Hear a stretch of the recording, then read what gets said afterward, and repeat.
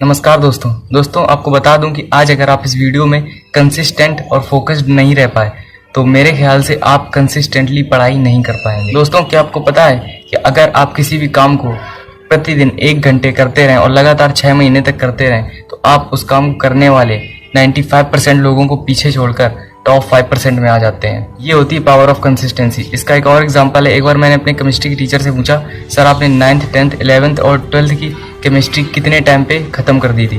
तो उनने कहा 6 महीने। मैंने कहा सर आप इतनी जल्दी कैसे ख़त्म कर पाए, कितनी देर पढ़ते थे हर दिन? तो उनने कहा 1 घंटे केवल पर डे देते थे फोकस के साथ और कंसिस्टेंट होके 6 महीने तक। ये होती है power of focus and consistency. मेरे भाई, निष्कर्ष केवल इतना ही है कि consistency with focus is the key of success. But आज के स्टूडेंट्स में कंसिस्टेंसी और फोकस दोनों की सबसे बड़ी प्रॉब्लम है। ना तो फोकस्ड रह पाते हैं और ना ही किसी काम को कंसिस्टेंटली कर पाते हैं। तो आज की इस वीडियो में आपको फोकस से रिलेटेड जितनी प्रॉब्लम्स होती हैं उसका सबका सॉल्यूशन, और आप कंसिस्टेंटली पढ़ाई नहीं कर पाते हैं उसके रीजंस प्लस सॉल्यूशंस दोनों आपको बताने वाला हूं। तो प्लीज़ इस वीडियो को अंत तक जरूर देखा। वीडियो आपके बहुत ज़्यादा काम की होने वाली है। चलिए वीडियो को स्टार्ट करते हैं। सबसे पहली बात आती है फोकस की। आज के टाइम पर स्टूडेंट का फोकस लेवल बिल्कुल गिर गया है। उसका रीज़न अगर हम देखें, रीज़न यही है कि स्टूडेंट्स को मूवी भी देखनी है, इंस्टा भी चलाना है, शॉर्ट्स भी देखने हैं, रील्स भी देखनी, इतनी ज़्यादा रिसोर्सेज हैं, प्लस पढ़ाई भी करनी है। मेरे भाई, इन सारी चीज़ों से दिमाग इतना अशांत हो जाता है, प्लस आप उसको शांत करने के लिए कुछ करते भी नहीं। इतना ज़्यादा अशांत हो जाता है कि आप कंसिस्टेंसी से या फोकस लेवल किसी एक चीज़ पर, अपने माइंड को एक चीज़ पर स्थिर नहीं कर पाते हैं। आप इस वीडियो को भी इन तक नहीं देख पाएंगे, आप में से 95% स्टूडेंट। उसका रीज़न ये है कि आपको इस वीडियो में देखने में मज़ा नहीं आ रही, क्योंकि इस वीडियो में एडिटिंग बहुत कम है। आपको चाहिए एकदम मज़ेदार वीडियो।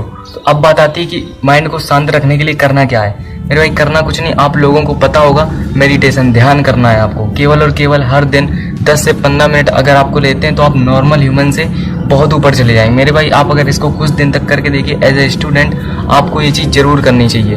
आपका फोकस लेवल, आपको ध्यान होगा पहले के लोग जो थे, बहुत पहले के जो लोग थे, उनको किसी भी चीज़ को एक बार समझा दिया जाए तो वो उसको ऐसे समझ जाते थे, उसको कभी नहीं भूलते थे।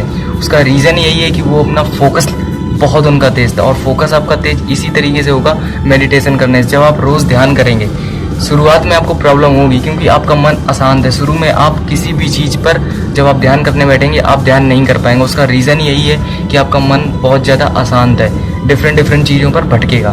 बट आपको लगातार कुछ दिनों तक करना है। कुछ दिन आप नहीं कर पाएंगे, बट इसके बाद आप देखेंगे कि आप में काफ़ी ज़्यादा इम्प्रूवमेंट होने लगे। आप एक चीज़ पर ज़्यादा देर तक स्थिर रह पाएंगे, एक विचार पर, एक व्यक्ति, वस्तु, स्थान पर ज़्यादा देर तक फोकस कर पाएंगे कंसंट्रेशन से। बात करते हैं दूसरे पॉइंट की।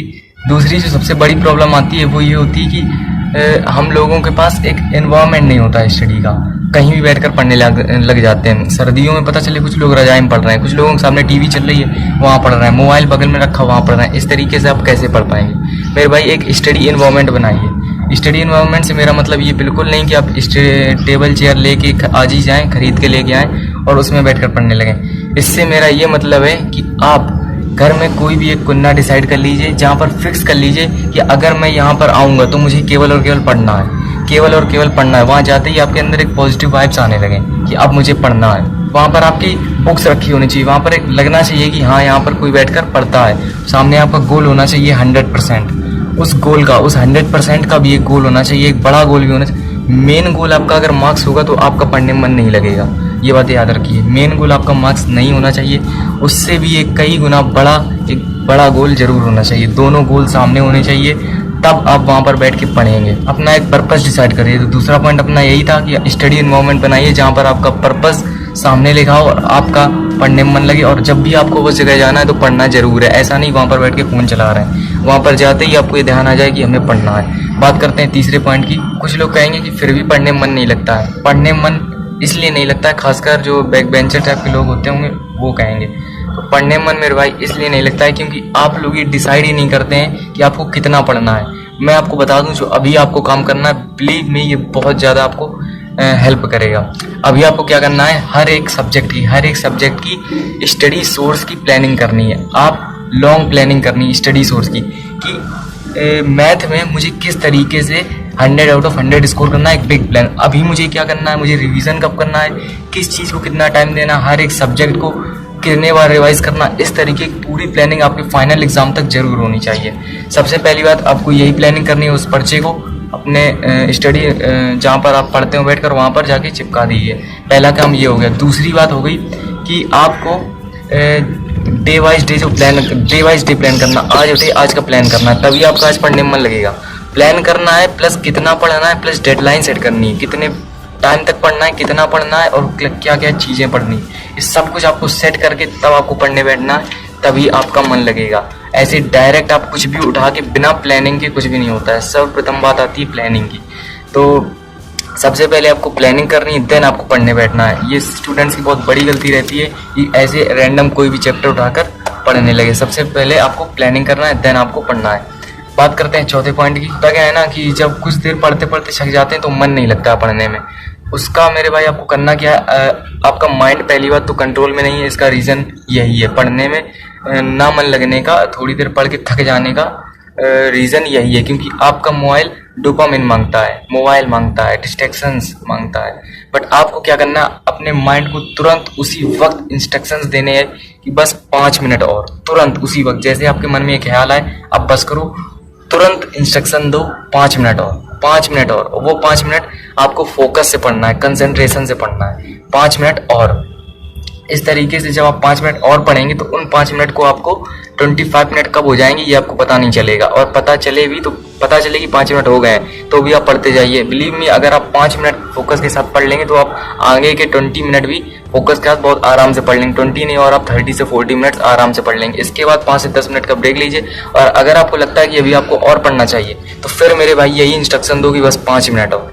बिलीव मी, ये बहुत इंपॉर्टेंट होता है। 5 मिनट के लिए अगर आप अपने मन को किसी जगह पर लगा दें तो वो और कितनी देर तक लग सकता है इसका आपको अंदाजा भी नहीं है। चौथा पॉइंट अपना यही था। बात करते हैं पांचवें पॉइंट की, जो कि है डिसिप्लिन। डिसिप्लिन मेरे भाई एग्जाम तक आप जरूर फॉलो करिए। डिसिप्लिन मतलब होता है अनुशासन। अनुशासन से मेरा मतलब ये बिल्कुल नहीं है कि आप रोबोट बन जाइए, रोबोट नहीं बनना है, बल्कि अनुशासन से ये मेरा मतलब है कि अनुशासन ये होता है एक्चुअल में कि आप जिस काम को नहीं करना चाहते हैं उस काम को भी आप इस तरीके से करिए जैसे आप उस काम को करने में मजा ले रहे हैं। हो सकता है आप मेरी बात को समझ पाए हो। उस काम को इस तरीके से करिए जैसे आप उस काम को करने में मजा ले रहे हैं, पर ये इस तरीके से जैसे उस काम करने में मजा ले रहे हैं। इससे क्या होगा, डिसिप्लिन, जब आप किसी काम को करते डिसिप्लिन से करते हैं ना तो वो आपकी हैबिट में कन्वर्ट हो जाती है।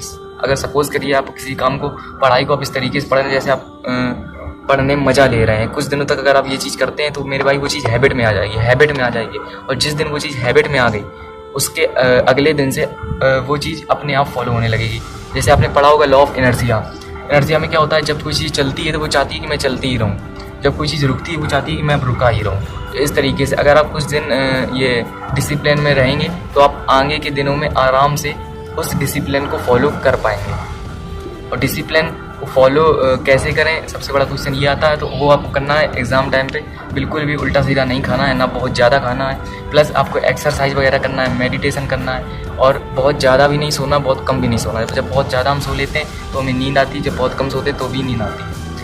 और सुबह उठना है, आप जितने बजे उठ पाएँ, 4 से 5 बजे, बहुत एनर्जी आती है। सुबह के टाइम पर उठ के आप रियलाइज़ करना, बहुत ज़्यादा एनर्जी आती है। तो इस तरीके से आप डिसिप्लिन को फॉलो कर सकते हैं। यही आप हमारे 5 पॉइंट थे कि सबसे पहले हमें फोकस किस तरीके से बढ़ाना है, मेडिटेशन करके। दूसरी बात अपना स्टडी इन्वायरमेंट सही करना है, पर्पस फाइंड करना है। तीसरी बात आ गई कि पढ़ने में मन नहीं लगता तो स्टडी सोर्स का प्लान कर लेना, लॉन्ग प्लानिंग।